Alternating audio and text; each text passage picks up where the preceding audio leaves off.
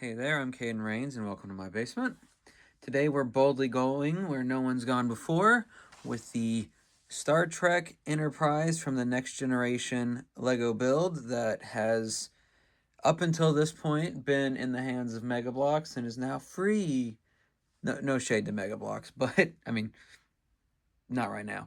But I'm very happy to have this set. I managed to get it from the Black Friday release, and now it's here. So this is one of the few late to the build reviews where I'm not actually late to it. At least not a couple years late the way I am with most of my other builds. But this is a really impressive set, and we're going to take a look at the different parts of it. But before that, let's look at the smaller stuff, starting with the minifigs. So here are the minifigs that come with the set. From left to right, we've got Geordi, the engineer, Worf, head of security, Data, chief operations officer, Dr. Crusher, who is obviously the ship's main doctor, Captain Picard, Riker, who's the second in command, Counselor Troy, who's she's kind of given whatever job the script needed her for, but she's technically, the therapist. Guinan, who's actually a bartender on the ship, and everyone's most favorite character, young Wesley, who is Dr. Crusher's son and was meant to be sort of a connector for a younger demographic to enjoy the show. Although, when one of the most common takeaways still seen today is a meme of Picard shouting, "Shut up, Wesley!" I don't know how well that worked out. So anyway, I do feel like each of them is pretty well done, and for once, I'm not going to complain about a lack of leg printing because this is how their uniforms looked. So there's not much to complain about as far as their legs go. From what I can tell, they all have their own unique to this set face printing. Of course, ones like Geordi are going to have to, and most of them have alternate faces as well, although they're not like drastic changes. So like Geordi's he's really happy and just content. Worf, we've got, angry and, well, the closest Worf ever gets to content, I guess. He's also got a new head mold, which makes me hope we're going to get more sets because, I don't think they make new molds I hope they don't just make new molds all willy-nilly. I've mentioned it before, but that's what got them in trouble towards the early 2000s, was making too many specific molds, but whatever. Also, if you're not familiar with the show, the reason there's a cat is because Data has a cat named Spot, and he's a good kitty, and you have to tell him that. Yeah, there we go. So they all have the same uniform, just in different colors because that's the way it was on the ship. And that's fine. That works for the show it's from. Just continuing to look at their different faces. Picard only gets one because he is bald. No shade to the bald fellows, but whenever there's a bald character, they don't give him a second face because, well, the hair's not there to cover it. So it's unfortunate, but our quote-unquote main character gets no alternate face. Also, as far as headgear goes, Diana's isn't unique, but it is a unique color. This is the Friends piece that they've done in translucent. It's also been in the Dream sets, but it's Friends and Dreams, but it's always a translucent dual molding kind of thing. But otherwise, I don't believe the other one that's unique is unique besides Worf's is Guinan's hat, which is the hat she wore in the show. So, that fits. Everyone else's hair is not unique aside from Diana's being black instead of translucent. They all generally come with a accessory of some sort. Wesley's is one of the side builds. This is his personal tractor beam device that, because he's such a whiz kid, he was able to make. And he does actually get a very different face. Everybody else pretty much doesn't. But that's his. Guinan gets some booze. She's the ship's bartender. Counselor Troy has one of the tricorders, and it's actually got a brick being analyzed, but otherwise it looks like the tricorders. Picard's got some Earl Grey tea because that's his deal. Riker comes with a trombone on a stand. Now, well, there it goes. So the trombone is all right. The stand itself is kind of lame because, let me grab it. It's one of these pieces in a round single stud 2x2 plate, but that means it goes through when you push it down. So pretty much every time you take the trombone on and off, you have to readjust it, or else the trombone itself will be below the stand. So that's no good, but whatever. Dr. Crusher has another tricorder, this one with a different print, so that's cool. Data, as I already talked about, has the cat. Worf has a phaser, and luckily, even though that's his accessory, it comes with an extra one of those, and the grip piece, although those aren't really uncommon anymore. But it is funny to me that this slope piece is now going to be in really high, like on Bricklink and stuff, it's going to have a high price, because this printing, you only get 2 per set in a $400 set. So, yeah. And then Geordi's is probably the least, well, it's on level with Guinan's, I guess, but it's supposed to be his engineering kit, which is basically a fancy toolbox when you get down to it. But I prefer Guinan's bottle over his toolkit. So those are the minifigs. I feel like they all do a good job of capturing the character looks, and they come with good accessories. I kind of wish we got more tricorders just in general, because pretty much everybody had a tricorder. If you were a Starfleet officer, you had a phaser and a tricorder. I understand not putting in a phaser for everybody. In fact, like Wesley, Guinan, this age, Wesley, Guinan, and maybe Troy. I don't remember if she had one in early seasons, which this is her outfit from early seasons, so that's what I'm going with. But some of them wouldn't carry phasers, but the adults, the bridge crew that was most of these guys, would have phasers and tricorders. So I wish we got more of those. It's not really a negative in the grand scheme of things. It's just like a wish, but I can live without it, and I think you can too. It's one of those times that the nitpick is really not a nitpick. It's just a being greedy kind of situation. So those are the minifigs and the side builds. They don't constitute a huge chunk of this set because the main set is the display piece, that being the Enterprise. And we get a display plate, like with most of these big sets. USS Enterprise, Galaxy Class, and there's a bunch of nerd stuff. If you're into Star Trek, you've probably seen some of it before. The NCC 1701D is this number. There's been a lot of Enterprises. I believe this one got blown up in one of the movies, and then they replaced it with the E. E might have gotten blown up too. It's been a while.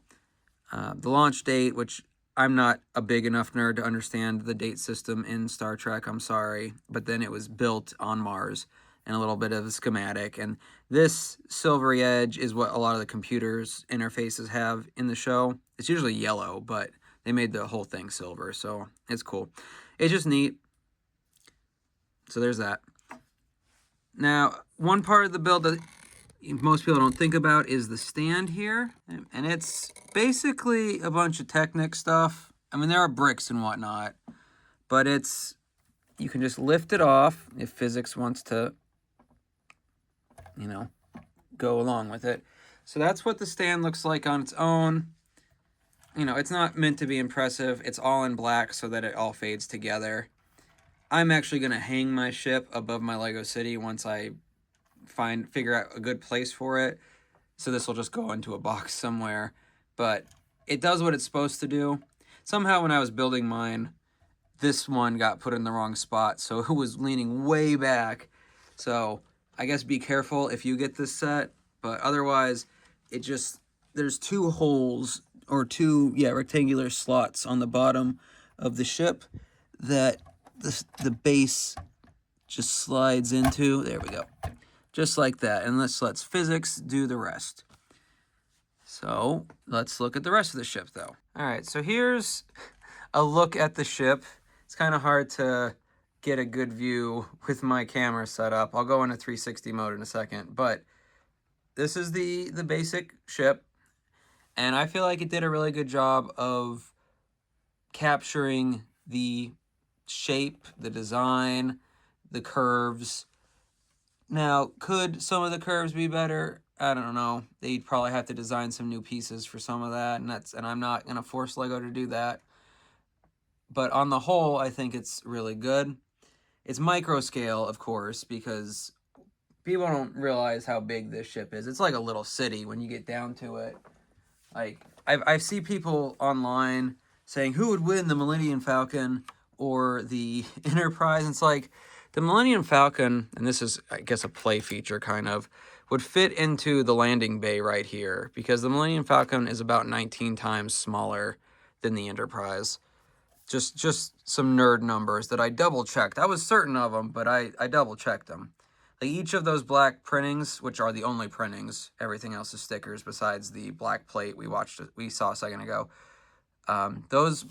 These windows with these black plates or black printing, these are windows. So each of those is smaller than a person, like not as tall as a person. They're set above ground level in the ship, but just imagine that if you need a sense of scale. All right. So I'm going to start here because you actually start the build with the base here. Now, and it's in two pieces, one side and then the other. And while that may sound a little bit, I don't know, redundant because you're building mirrors of the same thing, the fact that it's mirrored does keep this base from being repetitive, from saming it, because even though you're doing the same thing twice in a row, A, you can't do it at the same time, and B, it's mirrored. It's not putting the exact same pieces exactly the same way, even if it's very similar the rest of the way. Where it does start to get repetitive are with the nacelles, which are the engine bits, what makes the ship go. These are the exact same build. There's nothing different about them. In the instructions, it literally gives you the ×2 thing saying do this. It breaks it into parts, but each time those parts come up, it's ×2. So I just did them at the same time. But that, I mean, it's fine. They're more or less hollow. There's a skeleton to keep the pieces from collapsing in, but otherwise, it's, they look good. I'm not complaining about that. And I feel like the way they came together was easy. But yes, if you're not a fan of repetitive building, once we hit these nacelles, which is the last part of the body you'll build, then, well, it's going to get worse for you there. But let's move on to the bridge, the saucer section, and go from there. So this saucer, which is the battle part of the ship, and the bridge is actually this little section around the top here, this little dome-esque area, and the rest is battle stations, engineering, that kind of, well, some parts engineering, so on and so forth, while the bottom half of the ship is where the rest of engineering and families and stuff would live. There's several points in the show, if you're not familiar, where the saucer will come off and to continue fighting while the rest of the ship escapes. So there we go. I already showed this a second ago, but you can pop this off to be the landing bay for these micro shuttles. And the one that's in flight here actually acts as the key to unlock the saucer from the body. I'm not going to take it off because it doesn't like to come off. It can, but it's kind of a hassle. And you wouldn't think that because it does just lift off, but physics and gravity and all that good stuff, just, it doesn't make it easy enough for me to deal with it. But like I said, the overall appearance of the ship, top and bottom, does a pretty good job of getting the not spherical, but dome-like structure, top and bottom, made well. I mean, I like it. And then I didn't show this a second ago, but this is like part of the warp drive there. And that, I don't know, that's not a new piece, but I'm pretty sure that's unique printing to this set. And it's interesting because these are like pieces you'd have on top of smaller cars or vehicles as the windshields, but they're inverted here to get the concave effect, which I think is pretty neat. That's clever. I mean, I like to think I would have thought of that, but who knows. So, again, the only printing are these pieces on the edge here to be the windows, and I'm glad that's there. Most of the others aren't too bad as far as placement goes. You know, we've got these here along the top there, these vents over here, and then the ship numbers and so on. So, and just to give you additional scale, this ship is about 2 feet long and nearly, on the saucer, nearly as wide. So there's a lot of ship. And despite the body being repetitive, once you get past to the nacelles, the saucer does get very repetitive. This is, I mean, it's chunks that are mirrored across, and you do the exact same thing inside and out over and over, a lot of those times too. So the center isn't bad, but once you start filling out the curve of the dome, then it gets really repetitive. Now, I don't think it was terrible because each section is pretty quick to build. Like, I'd still say that the garage modular I put together was worse because every level was the exact same thing, while each of these sections, while I did have to repeat them top and bottom, side to side, they go really quick. It's like 2 minutes, 3 minutes, as opposed to that modular garage, which was like 20 minutes each. And it just, that got to me. That burnt me out so much. But on the whole, I think this is a really good ship. I'm not much of a display set person. I have them. I've mentioned it before.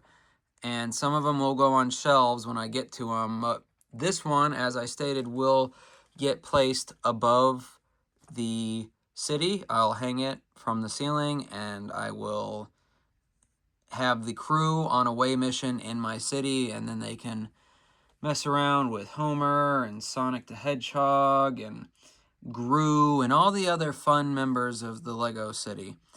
So I won't show you that right now because I haven't finalized how that's going to happen. But there was a bonus that came with this set if you got it early enough. So let's take a look at that.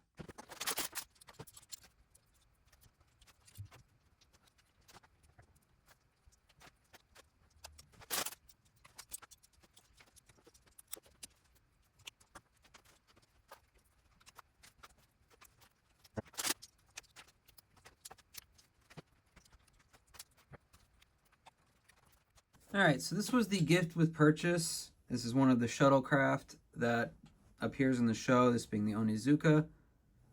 And it's a neat little build. It comes with Ensign Ro, who was, an ensign. She had a bigger part on Deep Space Nine than she did on this series, but she was in the show, and she comes with the thing. I'm glad to have another character. Is she the character I might have come up with? I don't know. But, she has the same uniform as the others. Speaking of the minifigs, one thing I didn't mention before was I do wonder if instead of doing the black printing on the colored sleeves, maybe if they'd done dual molding. I know they wouldn't have been able to get the pointed effect with that, but I kind of feel like the color going between the two black segments of the shirt, the top part of the uniform, if that would have looked better even without the pointed. So let me know down below if you think that dual molded arms would have been better than just the shoulders being black. She's also got, this whole thing. Got her nose ridges, angry face, I'm putting up with you face, and so on. And yeah, so captures the likeness, does a good job. So glad to have her. The shuttle itself isn't really anything, too out there. It's a fine little build. I wish all these weren't stickers for something that was only available for like 3 days, if that. It was probably available for online at least for about 20 minutes. But it does open up on both sides. You can technically fit 2 minifigs in there. It's got modified studs, so you can stick 2 in there. I do wish it opened up on the top or something easier, because it doesn't. Like, it's built so that this top part, you can move it a little bit, but if you try to, you're gonna literally break a piece. So that's kind of lame. And then technically the back opens, but they went with this bulky build in the middle of the ship to get the angle, and that keeps it from really serving a point. I guess you could lob some stuff in there, but it's not really meant to be there. It's just set up so that you can have this at another angle. I kind of think it'd be neat if they threw this set out with different stickers or maybe prints with other characters in the future. There are a couple other shuttles in the show, like the Galileo, so they could do that, but I'd hope they'd update it. This is not a very intense build. It only has one unique piece besides the stickers, and that's the console, which it has a bird of prey on it. It's hard to see because again, I can't really open it, but it looks nice. I'm glad I got it. If it would not be a reason on its own to buy the set, and I got the set at a discount because I had points and a gift card. So, not free.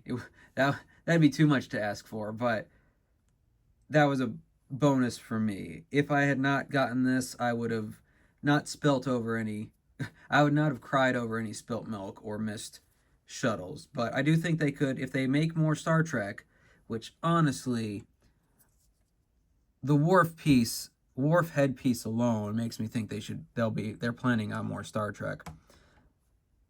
And I hope they do.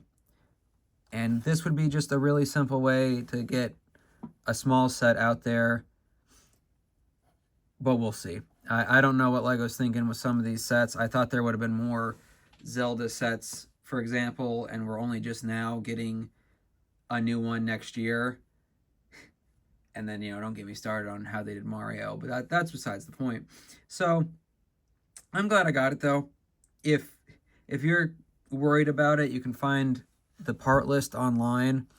And while getting some of the pieces for Ro outside her hair will be difficult, it's too expensive, just building this shouldn't be too difficult.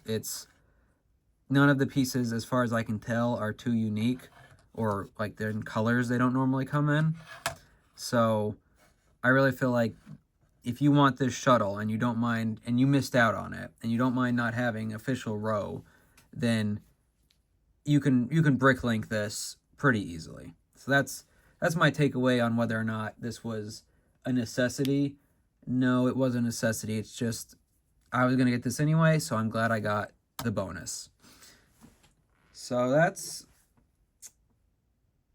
the set, though. So I'm sorry I don't have a place to show off where the set's going to hang, but I'm just not ready for that at the moment. I wanted to get this built and set up and look all nice like, and I think it does.